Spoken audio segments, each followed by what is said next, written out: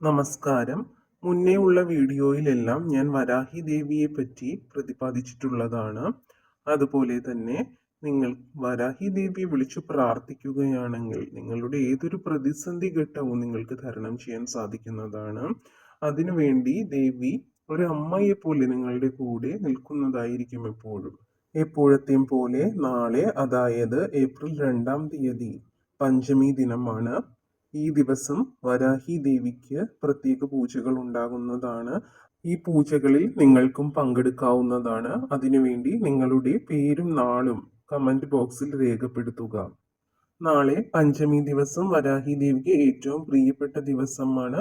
അന്നേ ദിവസം പഞ്ചദീപം കത്തിക്കാൻ പറ്റുന്നവരാണെങ്കിൽ അത് കത്തിക്കുക.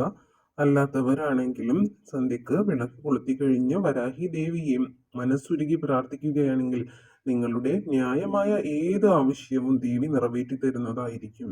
പ്രാർത്ഥിക്കുമ്പോൾ എപ്പോഴും വരാഹി ദേവിയുടെ രൂപം മനസ്സിൽ കണ്ടുകൊണ്ട് നിങ്ങൾ പ്രാർത്ഥിക്കുക.